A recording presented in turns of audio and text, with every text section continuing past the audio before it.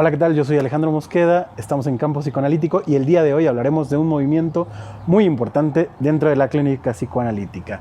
¿A qué me refiero? A pasar de la demanda al fantasma. Pero vamos poco a poco. Hablemos primero de la demanda.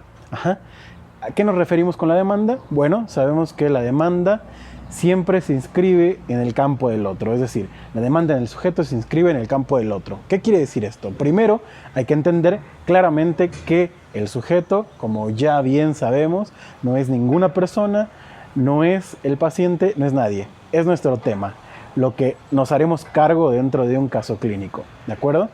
Entonces, ¿cómo podríamos entender lo ya antes dicho? También hay que entender claramente que el otro tampoco es alguien, no es una persona. Entonces, en ese sentido, ¿a qué nos referimos con lo ya antes dicho?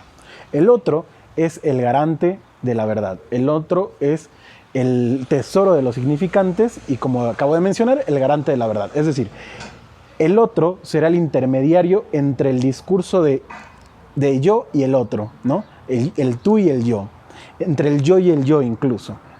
Es decir, yo no puedo decir algo, yo no podría decir yo soy muy alto, cuando no lo soy aparte, pero yo no puedo decir soy muy alto si no está interferido por el otro.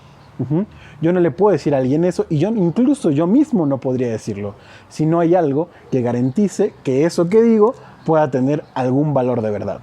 Y eso siempre estará intercedido por el otro. Es decir, que donde yace la demanda siempre será en ese campo, en el campo del otro. Si volteamos a ver el matema de la pulsión, podemos ver o podemos leerlo de la siguiente manera: el sujeto frente a la demanda. ¿Qué quiere decir esto? Pensemos esto como justamente aquello que se repite una y otra vez. Por ejemplo, no puedo parar de dejar de hacer cierta cosa. O por otro lado, no puedo, por ejemplo, parar de hacer cierta cosa aunque quiera, ¿no? Creo que di el mismo ejemplo, pero espero que se me entienda.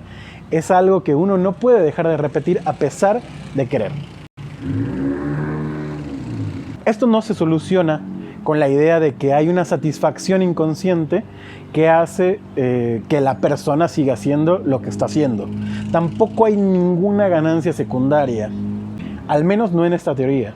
Hay que aclarar, al menos en esta teoría no significa un tipo de ganancia secundaria ni una satisfacción inconsciente.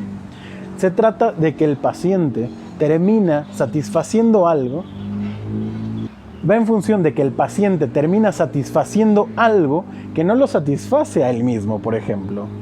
No hay una satisfacción del paciente posible en ese sentido. La cosa es que satisface algo que no lo satisface a él. Y el paciente no puede dejar de satisfacer ese algo. ¿Cómo encontramos entonces la salida de esa satisfacción de algo a otra cosa? ¿Cómo salimos de ahí? Eso lo podemos encontrar justamente en el texto de la Dirección de la Cura. Es un movimiento muy importante que nos hará pasar de un primer movimiento, digámoslo, es decir, de esto. Vamos a leer un poco acerca del tema. Vamos a ir poco a poco dentro de esta cita. Es pues la posición del neurótico con respecto al deseo, digamos para abreviar el fantasma, la que viene a marcar con su presencia la respuesta del sujeto a la demanda, dicho de otra manera, la significación de su necesidad. Bueno, ¿qué indica esto? Salir de la demanda implicará entonces instalar el fantasma, poder establecer el objeto del fantasma. Pasar de un fantasma neurótico, es decir, pasar de un fantasma neurótico implica que el objeto del fantasma es sustituido por la demanda del otro. La Dirección de la Cura obligará entonces justamente pasar de esto a esto. Continuamos más adelante. Pero este fantasma no tiene nada que ver con la significación en la cual interfiere. Eso es muy importante.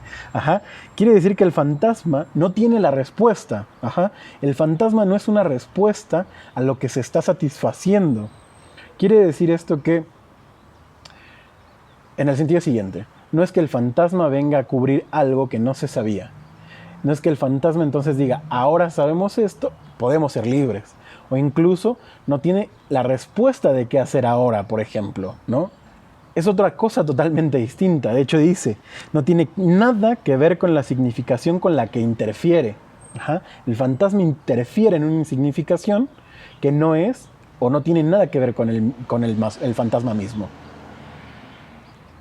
Continuemos. Esta significación en efecto proviene del otro, en la medida en que de él depende que la demanda sea colmada. Pero el fantasma solo llega allí por encontrarse en el camino de retorno de un circuito más amplio, el que llevándolo a la demanda hasta los límites del ser hacerse interrogar al sujeto sobre la falta en la que se aparece a sí mismo como deseo. Lo que interroga entonces, o lo que logra el movimiento de pasar de la demanda al fantasma, será entonces que el sujeto comience a cuestionarse o a preguntarse, no solo por su falta, sino también por la del otro, por la que está en el campo del otro. Esto lo hace preguntarse por la posición que tiene respecto con el otro, es decir, su posición como objeto. Bien, dejemos hasta aquí el día de hoy. Les recuerdo que aún pueden inscribirse al curso de lo real, lo simbólico y lo imaginario, el desarrollo de un análisis. No se queden fuera, aún hay lugares, así que escríbanos en Instagram y Facebook para apartar su lugar. No se queden fuera. Síganos en nuestras redes sociales y les recuerdo que nosotros no lo sabemos todo, pero podemos estudiarlo juntos. Hasta la próxima.